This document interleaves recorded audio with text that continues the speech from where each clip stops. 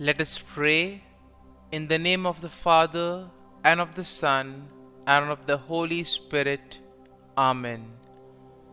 O Jesus, through the Immaculate Heart of Mary, I offer you my prayers, works, joys, and sufferings on this day for all the intentions of your Sacred Heart, in union with the holy sacrifice of the Mass throughout the world, in reparation for my sins, for the intentions of all my relatives and friends, and in particular for the intentions of the Holy Father.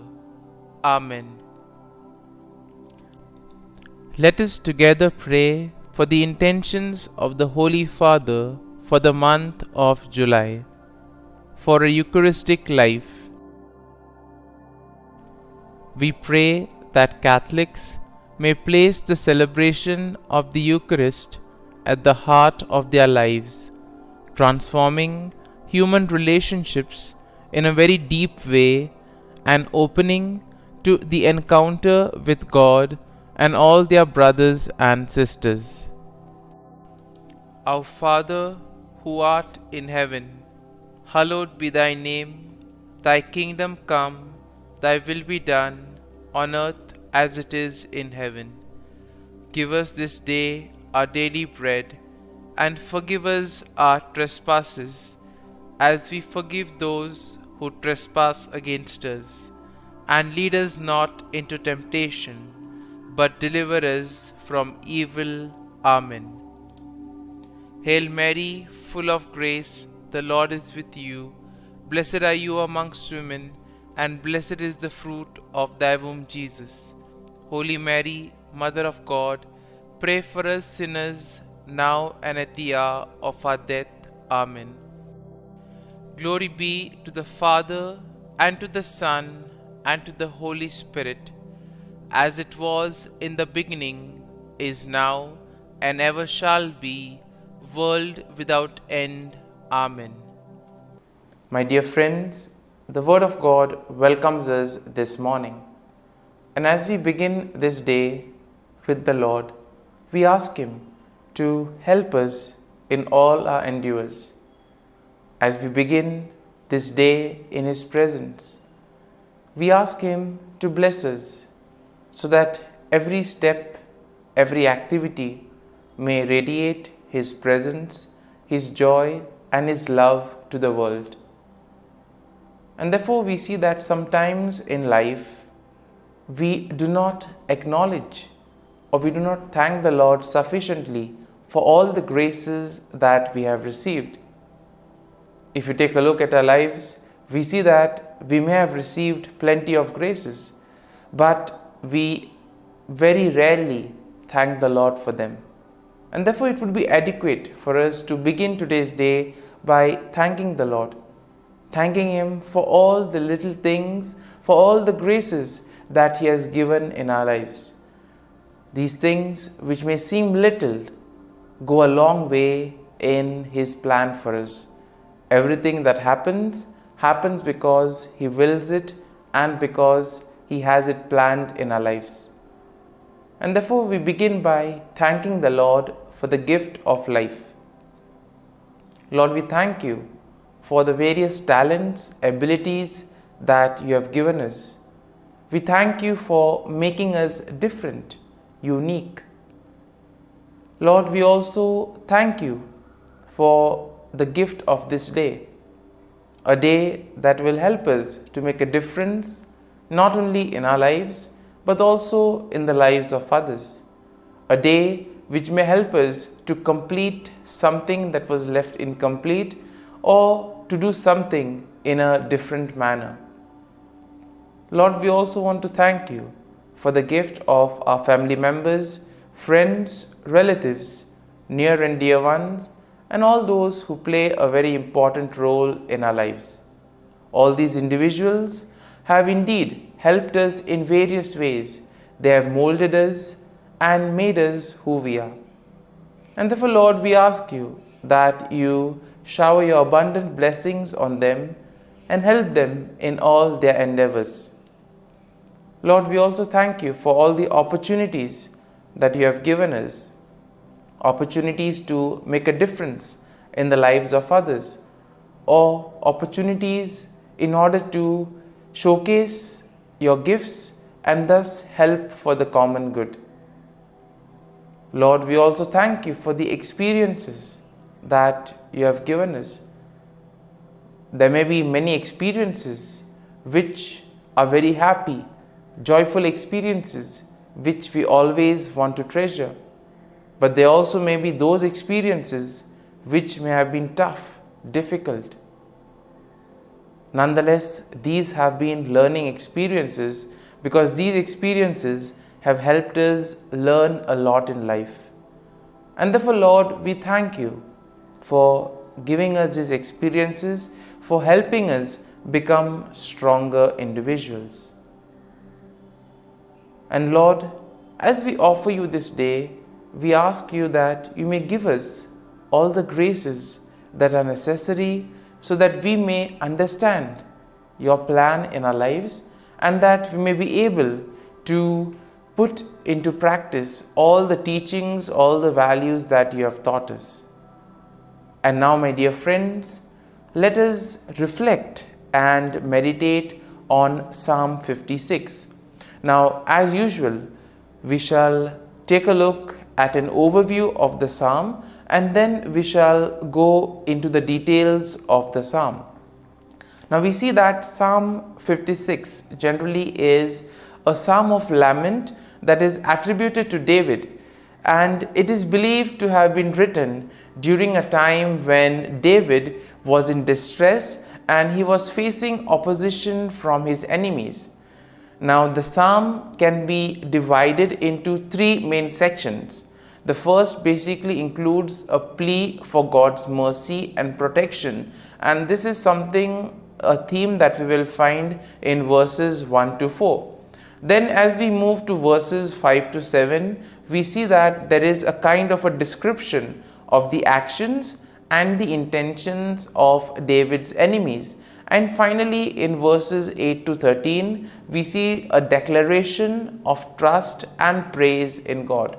And therefore, in a way, we can see that this psalm also would help us, especially in times of our difficulties when we face a lot of challenges in life. Now, overall, we see that Psalm 56 will showcase David's plea for God's mercy and protection in the face of opposition. This psalm also highlights the trust that David had in God's faithfulness and power, despite the actions of his enemies.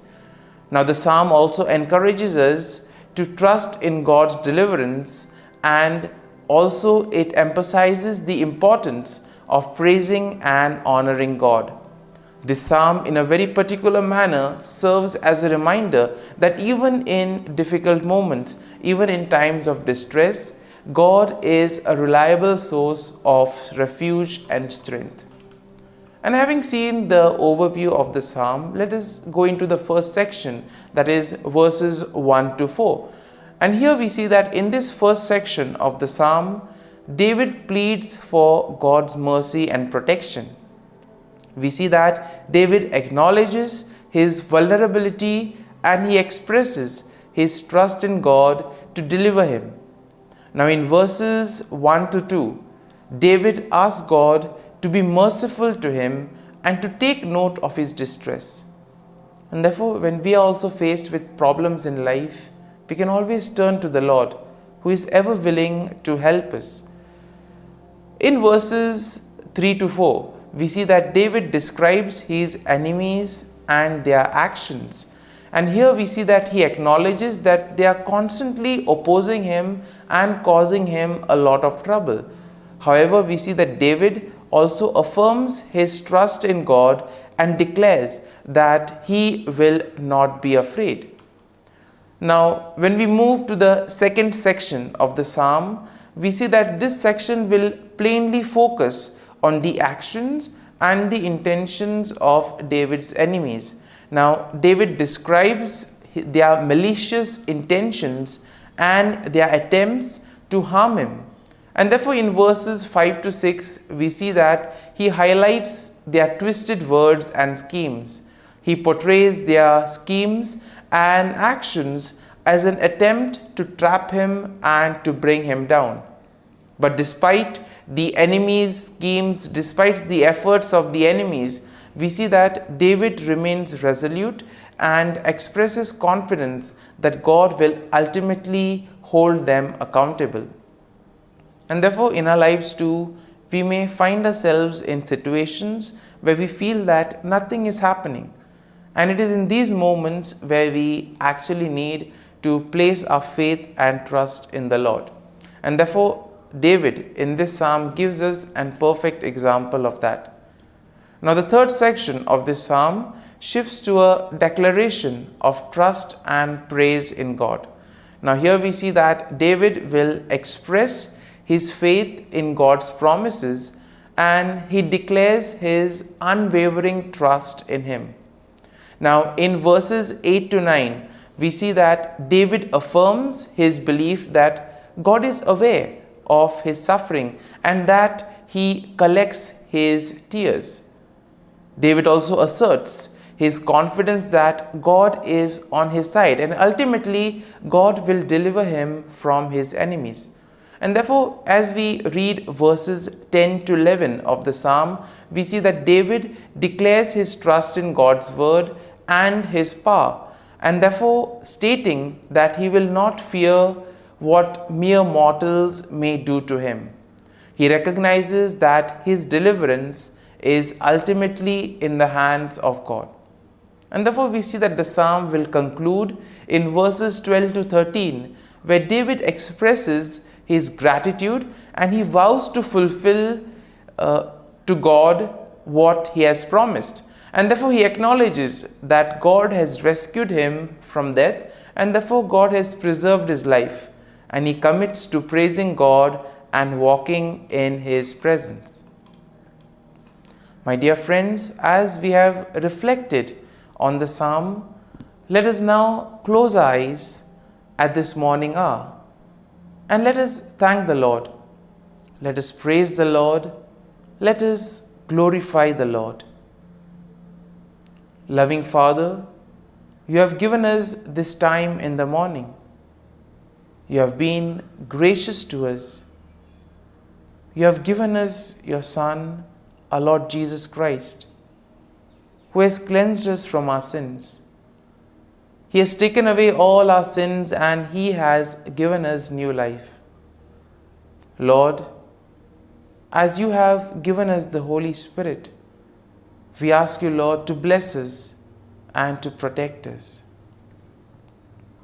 And therefore, Lord, for all the blessings that you have given us, all the graces that you have bestowed on us, we thank you, we praise you, and we glorify you. You have protected us all through the night, and you have given us the gift of this day. You have given us good health of mind and body. And therefore, Lord, at this morning hour, we thank you and we praise you. For your great love and mercy, O Lord, we praise you, we thank you, we glorify you. You are a merciful God. You are always there to watch over us at every step of the way. And therefore, Lord, we ask you that whatever actions we may do today, whatever steps we may take, be with us, guide us all along the way, so that whatever we may do, it may be according to your will, according to your plan, and ultimately that you may lead us to fulfill your mission. And therefore, as we reflect and meditate on the psalm, let us now spend a few moments in silence and let us take a look at what touched us as we read the psalm. There may be a sentence or there may be a phrase. Let us remain with it, asking the Lord to give us the grace so that we too may be able to become like Him, to become a light to the world and therefore spread His message of love and peace.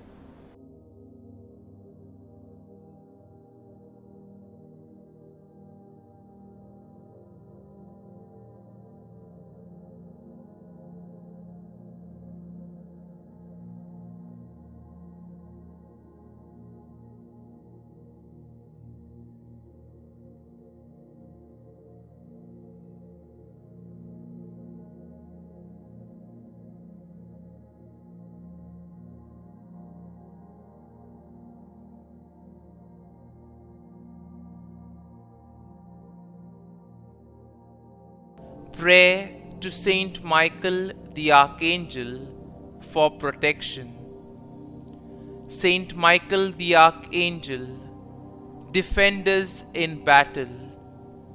Be our defense against the wickedness and snares of the devil. May God rebuke him, we humbly pray. And do thou, O Prince of the heavenly hosts, by the power of God, thrust into hell Satan and all the evil spirits who prowl about the world, seeking the ruin of souls. Amen. Act of Adoration.